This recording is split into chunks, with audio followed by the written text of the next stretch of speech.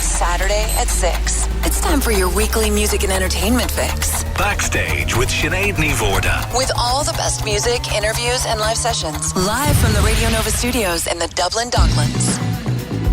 Hello and welcome along to the show. I'm Sinead with you here for the next hour on Radio Nova. Hope you're all having a great weekend and enjoying Record Store Day. I hope you're enjoying picking up some nice purchases of limited edition vinyl. With Metallica being appointed ambassadors for Record Store Day 2016, you'll be hearing the band's early record store memories and on the vinyl that changed their lives. I'll be chatting to Steve Terabecki of White Denim about the making of the Texas band's new record Stiff. And the bass player will also have some tips regarding air guitar championships.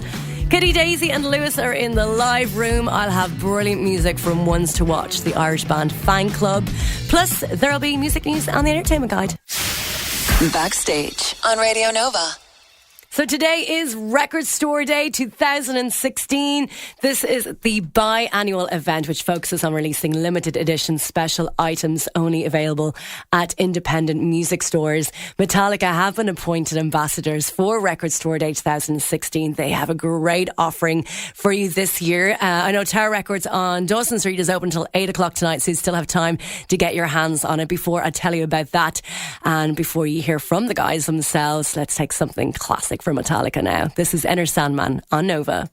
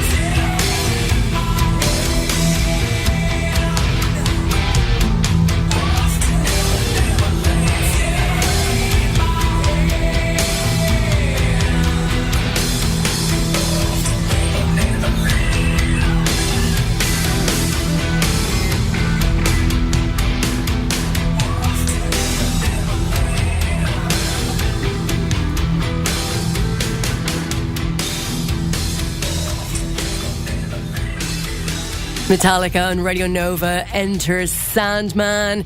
And Metallica have been appointed ambassadors for Record Store Day 2016, which is today. And their contribution this year is a live album of their 2003 performance at Bataclan in Paris. This is the same venue where the tragic shooting took place at the Eagles of Death Metal concert a few months ago, leaving nearly 100 people dead in its wake. All proceeds from the sale will be donated to the Give for France Fund. Metallica announced the limited edition release will be called, or is called, Liberté, Égalité, Fraternité, Metallica. The set list for that show includes such amazing tracks like Four Horsemen, Fade to Black, Ride the Lightning, Blackened, Seek and Destroy.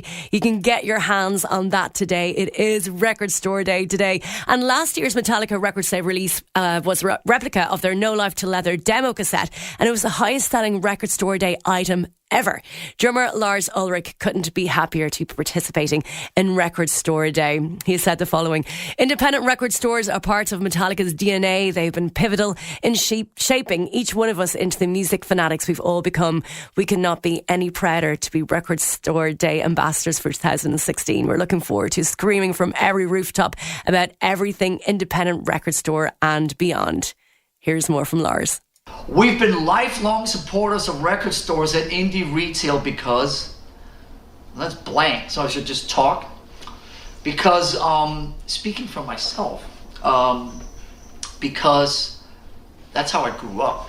When I was that big, my dad used to drag me to a particular record store in Copenhagen, Denmark, and when he ran up to the jazz section upstairs, I went downstairs to the basement where the rock was going on, and there was all kinds of great stuff happening in there all the time. I never knew quite what was going to jump out at me, and most of the stuff that's made a radical difference in my life in terms of music and is the primary reason for the fact that I'm sitting here today in Metallica happened to, the seeds of that were sown in that record store from the mid-70s to the early 80s. So I am a long hardened believer, hardened he said, long hardened believer and card-carrying member and supporter of independent record stores and anything that has to do with records,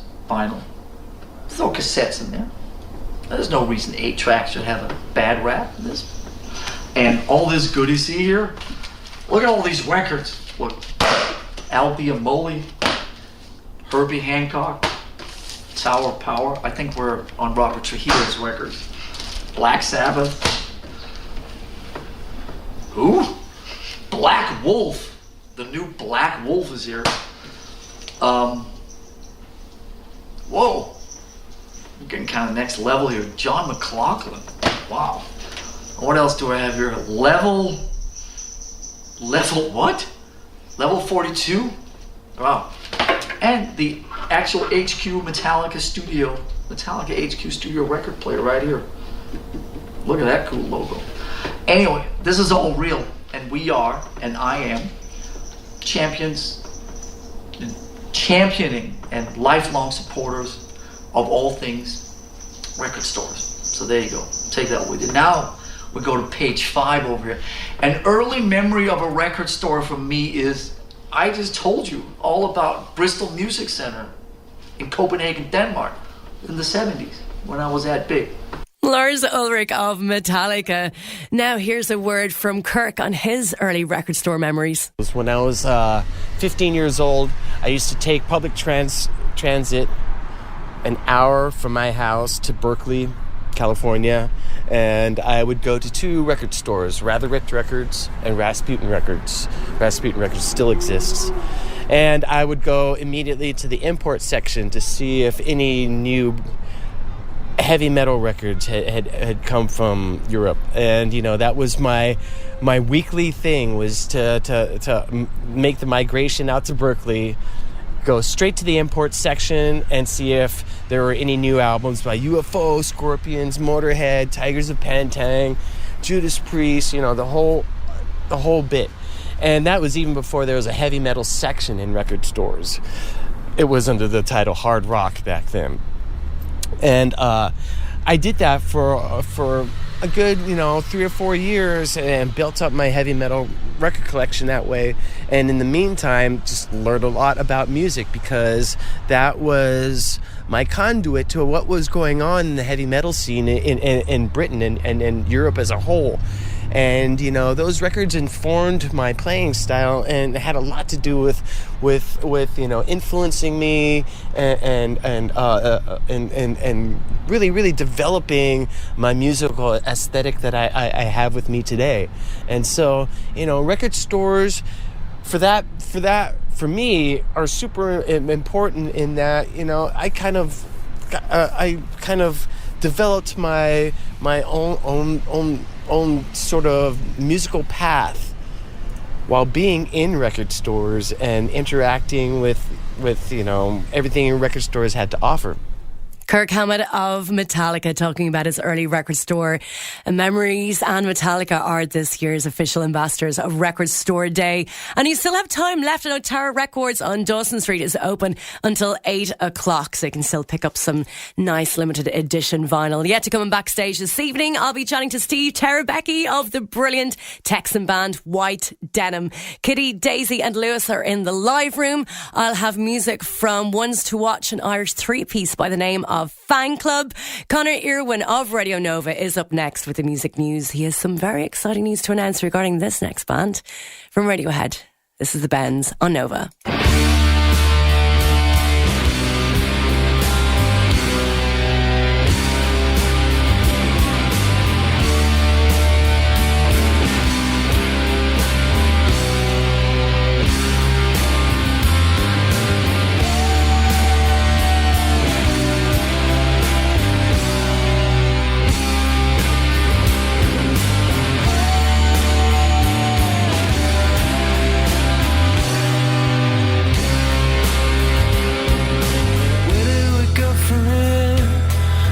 Coming out of wind, where are you now?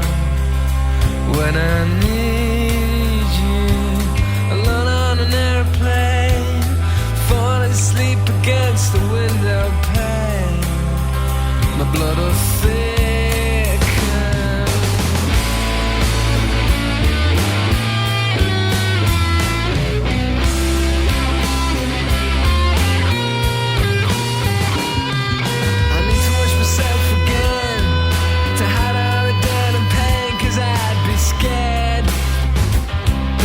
Nothing underneath.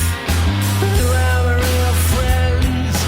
Have they all got the bends? Am I really sinking?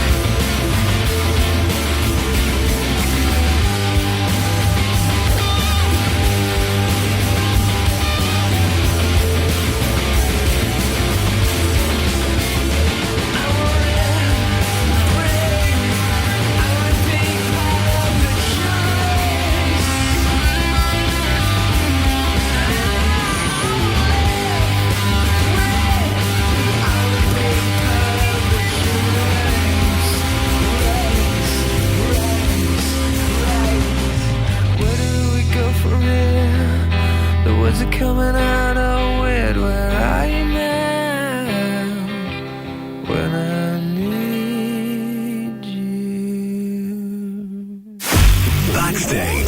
Music news update. Now, Connor, we just heard Radiohead there a moment ago, The Bends, from the brilliant album The Bends.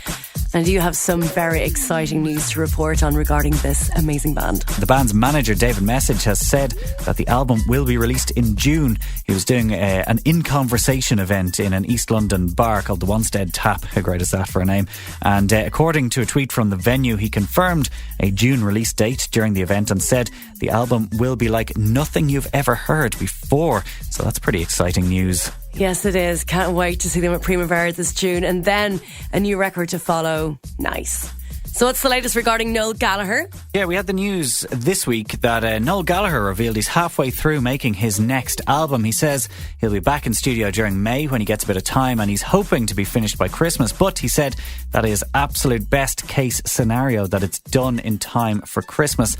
He was asked what it would sound like. He said, "I don't like talking about it until it's finished, because many a record was bought and sold off people saying, 'This is my Sgt. Pepper's,' and then you hear it and you think, 'What are you on about?'" And he's still touring the most recent offering. Go no. And now on to the artists who were making a stand this week against that law that was passed in North Carolina. Mumford & Sons have pledged to donate profits from their upcoming gig in North Carolina to a local LGBT charity. Bruce Springsteen and Ringo Starr both recently cancelled gigs in North Carolina because of the state's new law requiring individuals to use bathrooms corresponding to their biological sex, many viewing it as discriminatory towards trans people. In a Facebook statement, Mumford & Sons say they intend to play the gig, but they are going to take a stand against the state's controversial new law in a different way. They say as a band they relish welcoming everyone to their shows, promoting tolerance, and they want to take a stand alongside the people of North Carolina who are shouting loudly against intolerance, fear and discrimination. And what they've done basically is they've set up this charitable fund to support those, as they say, who have made it their mission to pursue love and justice. And they'll be donating all of their profits from this show to the new fund, and they're going to start by making a donation from it to a local LGBT organisation. Good on them. Absolutely, Connor. I couldn't believe that news when I heard about that law by way of Bruce Springsteen deciding to cancel his show. That's a pretty cool move on Mumford & Sons' part.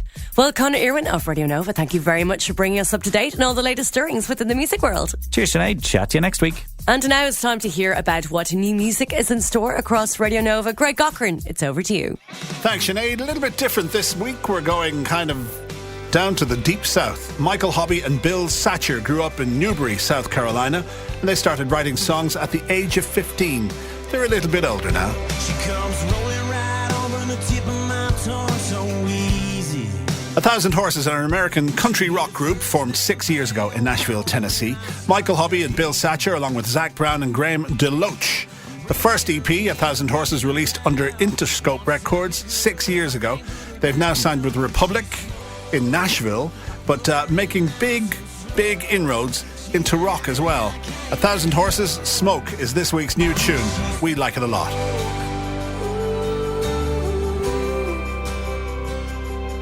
She smoke.